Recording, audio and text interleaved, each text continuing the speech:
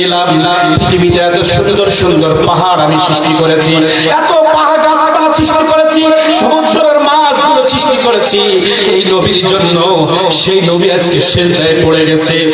কিয়ামতের ময়দানে আজকে মনে রাখবেন, কিয়ামতের ময়দানে লক্ষ কোটি কোটি উম্মত নবীগুলো সবাই দাঁড়িয়ে থাকবে, সবাই ইয়া নাফসি ইয়া নাফসি বলবে। আরশে আজিম থেকে কিয়ামতের মাঠে আল্লাহ তাআলা নামবে না। যখন আমার নবী মুহাম্মদ রাসূলুল্লাহ সিজদায় পড়ে যাবেন, আল্লাহ রাব্বুল আলামিন আরশে আজিমে থাকতে পারবেন না। আরশে আজিম থেকে কিয়ামতের ময়দানে নেমে যাবে, নেমে বললেন নবী আপনি মাথা উঠান, আপনি মাথা উত্তোলন করেন, আপনার চাওয়াগুলো আপনি বলেন। পৃথিবীর জমিনে তো আপনি আমার কাছে কিছুই চান নাই। উহুদের ময়দানে আপনাকে রক্তাক্ত করেছে, বদরের ময়দানে আপনাকে রক্তাক্ত করেছে, হাজার হাজার সাহাবীদেরকে তারা হত্যা করেছে। আপনি আমার কাছে কিছুই চান নাই, আপনি পেরিয়ে পাথর বেঁধেছেন। পৃথিবীর জমিনে আমার কাছে আপনি কিছুই চান নাই। আপনার পরিচয় টুকরা হাসান হুসাইনকে তারা কারবালার ময়দানে শহীদ করেছে, আপনি আমার কাছে কিছুই চান নাই। কারণ আমার নবীজি জীবদ্দশায় বলে গিয়েছিলেন আমার রেখে যাওয়া ইসলামকে পৃথিবীর জমিনে প্রতিষ্ঠা করার জন্য, ইসলামকে কায়েম করার জন্য। আজকে ইসলাম কায়েমের অনেক স্লোগান আমরা শুনতে পাই, কিন্তু আমার হুসাইন রাদিয়াল্লাহু তাআলা কিভাবে ইসলাম কায়েম করেছিলেন তার জীবনীটা একটু আপনারা পড়বেন। আল্লাহ রাসূল সাল্লাল্লাহু আলাইহি ওয়াসাল্লাম বলেছেন আমার পরিচয় টুকরা হুসাইন শাহাদাতের কারবালার ময়দানে শহীদ হবে শুধু আমার উম্মতদেরকে বাঁচানোর জন্য। এই ঘোষণা আমার নবী দুনিয়ায় থাকা অবস্থায় জিবরাইল জানিয়ে গিয়েছে। জিবরাইল সাল্লাম যখন আমার নবীর কানে কানে বলতেছে হে নবী আল্লাহ তাআলা আপনাকে জানাতে বলেছেন আপনার ইন্তেকালের পরে আপনার কলিজার টুকরা হুসাইনকে কারবালার ময়দানে শহীদ করা হবে, এর বিনিময়ে লক্ষ কোটি উম্মতদেরকে আল্লাহ নাজাত দিবে। শুধু উম্মতের মায়ায় পড়ে আল্লাহ রাসূল সাল্লাল্লাহু আলাইহি ওয়াসাল্লাম ওই দিন যদি একবার আল্লাহকে বলতেন হে আল্লাহ যে নবী উহুদ পাহাড়কে সোনা যদি বলতো, হুকুম করতেন উহুদ পাহাড় তুমি সোনায় পরিণত হয়ে যাও, উহুদ পাহাড় সোনায় পরিণত হয়ে যেত। যে নবী একবার ঘোষণা দিলে তায়েফের ময়দান উল্টে যেত। সেই নবীকে যখন বলা হচ্ছে আপনার কলিজার টুকরা হুসাইনকে কারবালার ময়দানে শহীদ করা হবে, আল্লাহ রাসূল সাল্লাল্লাহু আলাইহি ওয়াসাল্লাম তো আল্লাহর কাছে বলতে পারতেন না আল্লাহকে আমি ভোগ করেছি, আমি অনেক কষ্ট ভোগ করেছি, কিন্তু আমার কলিজার টুকরা হুসাইনকে শাহাদাত আমি মানি না। এই কথা আমার নবীজি কেন বলেন নাই? আমার নবীজি যখন জানতে পেরেছেন হুসাইনের শাহাদাতের বিনিময়ে ইসলাম নতুন করে জিন্দা হবে, শুধু ইসলামের জন্য এই আপনার আমার মতো গুনাহগার উম্মতদেরকে কিয়ামতের ময়দানে বাঁচানোর জন্য আল্লাহ রাব্বুল আলামিনের কাছে দরখাস্ত করে নাই। দরখাস্ত করলে ইয়াজিদের ক্ষমতা ছিল না হুসাইন রাদিয়াল্লাহু তাআলা গলায় ছুরি চালাবে। কারণ পৃথিবীর কোন ব্যক্তির ক্ষমতা ছিল না। ইহুদিরা কম চেষ্টা করে নাই আমার নবীজির বডি মোবারক চুরি করার জন্য, পৃথিবীর কাফেররা কম চেষ্টা করে নাই, কিন্তু পারে নাই, কারণ আল্লাহ হেফাজত করেছেন। আর ওই আল্লাহ যদি হেফাজত করতেন হুসাইন রাদিয়াল্লাহু তাআলার গলায় ছুরি চালানোর ক্ষমতা কারোর ছিল না। শুধুমাত্র দোয়া করে নাই, কিয়ামতের ময়দানে চাইবেন যখন সিজদায় পড়ে যাবেন আরশে আজিম থেকে যখন আল্লাহ রাব্বুল আলামিন নেমে আসবেন, এসে বলবেন মায়ের নবী, ও মায়ের নবী, ও রাহমাতুল লিল আলামিন নবী, আপনি মাথা উঠান, মাথা উঠান। আল্লাহ রাসূল সাল্লাল্লাহু আলাইহি ওয়াসাল্লাম বলবেন হে আল্লাহ আমার একটা উম্মত জাহান্নামে থাকতে আমি মাথা উঠাইব না। তাকবীর, আল্লাহু আকবার, নারে রিসালাত, পবিত্র ঈদে মিলাদুন নবী।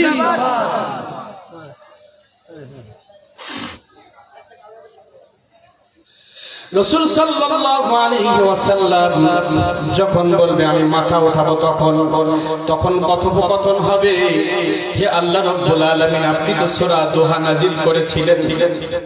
আমি আলোচনা ঢুকি না, এখনো ঢুকবো। শুধু মানুষগুলোকে এক জায়গায় করার জন্য মহব্বতের আলোচনা করছি। আমরা হাসরের ময়দানে রাসূলের শাফাআত চাই কি চাই না বলেন? ফাঁকা জায়গা পূরণ করেন, মহব্বতের সাথে বসেন। আজকে মহব্বতের আলোচনা হবে। আমরা কিয়ামতের ময়দানে আমার নবীজির শাফাআত চাই কি চাই না? কারা কারা চান হাত তোলেন। ইয়া রাসূলুল্লাহ সবাই ইয়া হাবিবাল্লাহ ইয়া রাসূলুল্লাহ ইয়া হাবিবাল্লাহ ইয়া রাসূলুল্লাহ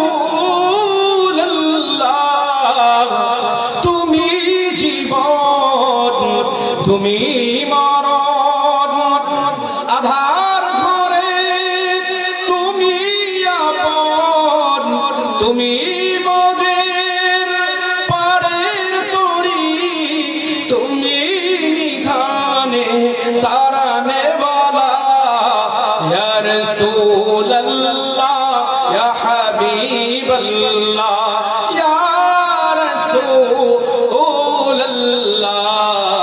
তুমি জীবন। তার মানে এই জীবনে যদি নবীর আদর্শ না থাকে এই জীবনের কোনো দাম নাই।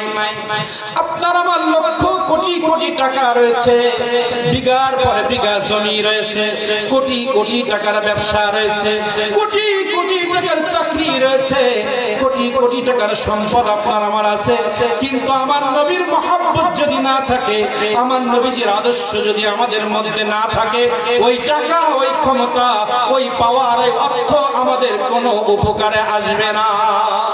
এই জন্য বললাম তুমি জীবন তুমি মরণ। তুমি মরণ মানে কবরের মধ্যে আপনার আব্বা আপনার আমার বাবা মা সন্তান স্ত্রী পৃথিবীর জমিনের কোন এমপি মন্ত্রী কোন নেতা কবরের মধ্যে এসে আমাদের উপকার করতে পারবে না। মান রব্বুকা যখন বলা হবে আমরা বলবো রব্বি আল্লাহ মান দীনুকা দীনুল ইসলাম, কিন্তু শেষ প্রশ্নটা কি হবে?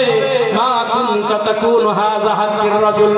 পৃথিবীর জমিনে আপনি চিন্তা করে দেখেন কবরের মধ্যে আমাদের প্রশ্ন হবে তিনটা।